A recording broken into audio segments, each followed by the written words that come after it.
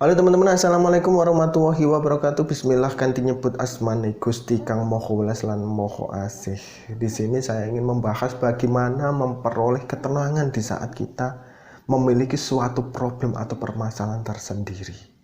Di dalam kehidupan seseorang itu pasti memiliki problem dengan kadar yang berbeda, dengan ciri khas yang berbeda. Tapi problem itu biasanya hampir sama, teman-teman. Yang pertama adalah ekonomi, yang kedua adalah keluarga, yang ketiga adalah kesehatan. Ini adalah problem yang sejenis. Ekonomi itu bisa menyangkut aspek keuangan, bisa menyangkut aspek karir, pekerjaan, dan lain sebagainya. Keluarga itu bisa menyangkut aspek anak, aspek misalnya adik kakak, ibu dan anak, mertua, dan lain sebagainya. Itu adalah aspek yang ketiga adalah aspek kesehatan. Aspek kesehatan bisa menyangkut kepada pasangan, anak, orang tua, dan lain sebagainya. Ini adalah aspek-aspek yang sering terjadi, tapi polanya itu hampir sama. Tinggal kita mensiasatinya.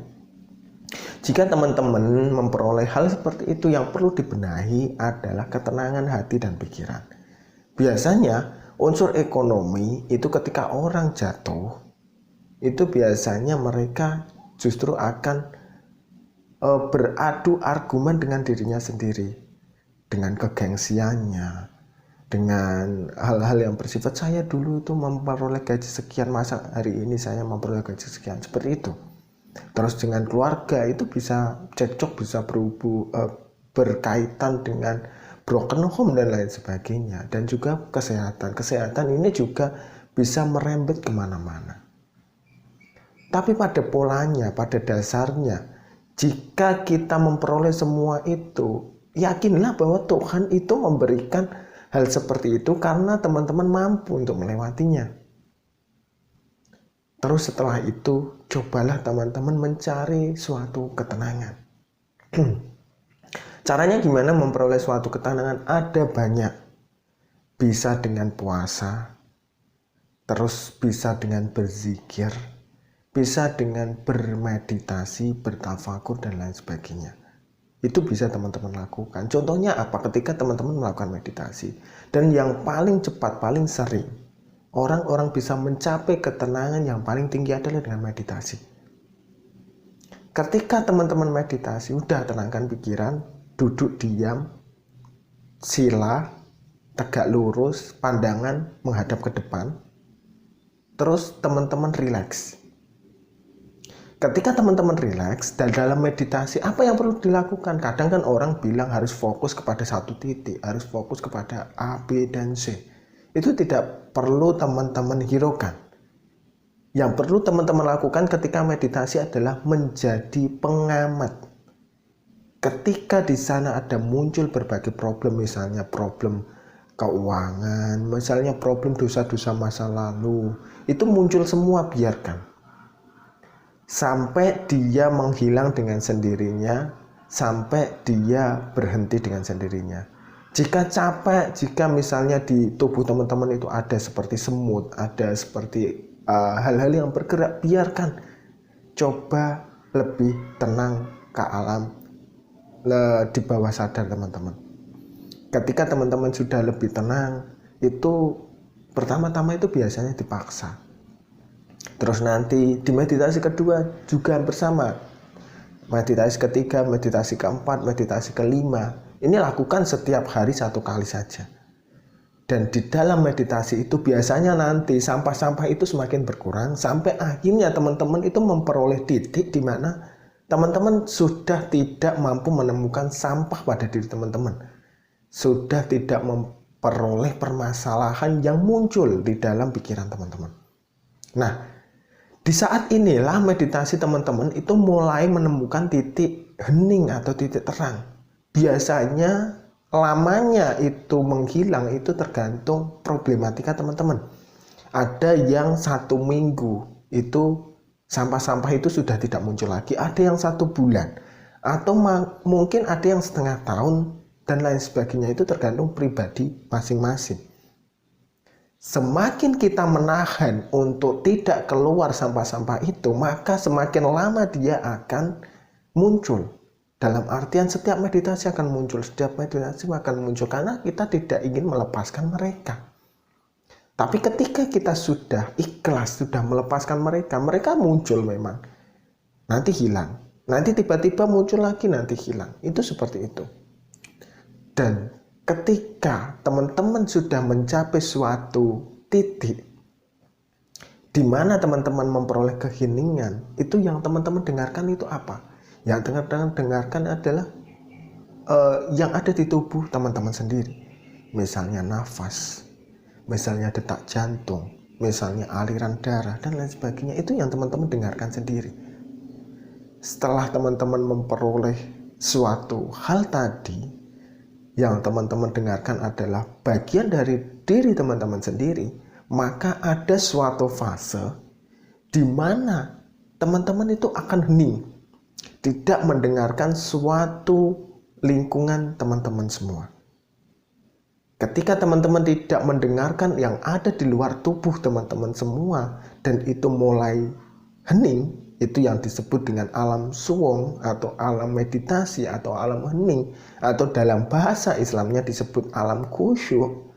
Maka disitulah kesempatan teman-teman untuk mencapai kedekatan dengan Tuhan. Di situ teman-teman bisa berdoa, di situ teman-teman bisa meminta, di situ teman-teman bisa menyampaikan suatu keinginan teman-teman. Tapi lebih tepatnya adalah menyampaikan suatu kebutuhan.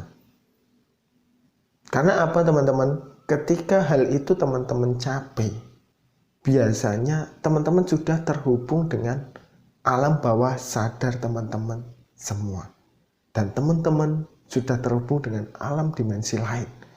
Di situ mungkin teman-teman akan memperoleh kejadian-kejadian yang aneh, yang antara satu orang dengan orang lain itu akan berbeda. Mungkin seperti melihat gerbang gaib yang lain, atau mungkin melihat isi dunia, isi yang ada di lingkungan teman-teman semua, tapi teman-teman matanya terpejam. Itu yang biasanya dimanfaatkan oleh para orang-orang waskita, atau biasanya wali, nabi, dan para orang-orang yang lain, pujangga-pujangga yang lain yang memanfaatkan hal ini untuk mencari suatu informasi. Biasanya kalau mereka ingin bertemu dengan suatu seseorang misalnya, si A dan si B. Si A adalah orang yang bermeditasi dan si B adalah orang yang ingin dituju. Biasanya ketika alam itu muncul, maka si A ini seolah-olah berkomunikasi dengan B. Bisa melakukan hal seperti ini. Ketika meditasi terus bertemu dengan si B, dia akan menanyakan hal-hal yang dialami si B, atau melihat kejadian yang dialami si B ini bisa. Bahkan untuk mencari orang hilang atau mencari motor hilang misalnya, untuk mencari benda-benda yang hilang, ini bisa digunakan. Ini adalah alam yang tidak nyata tapi nyata. Alam yang fana tapi memang ya keadaannya seperti itu. Itu adalah alam lain atau alam dimensi bawah sadar.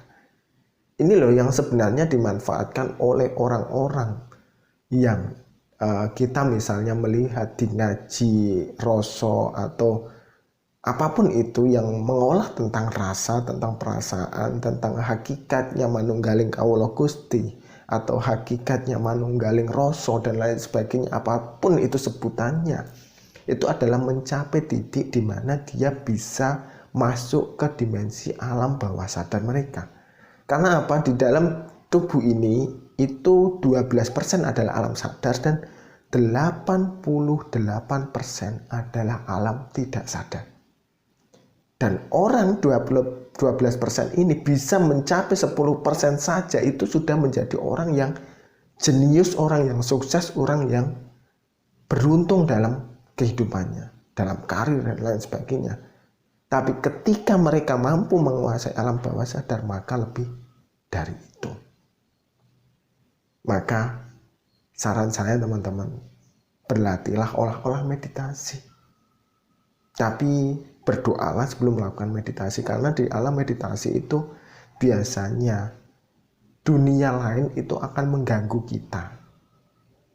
mereka akan gunjing, akan goncang untuk melihat getaran kita, karena getaran orang yang bermeditasi, orang yang mencapai ketenangan itu kan biasanya melawan kodrat dari diri manusia. Maka ketika kodrat dari manusia ini dilawan, maka alam lain itu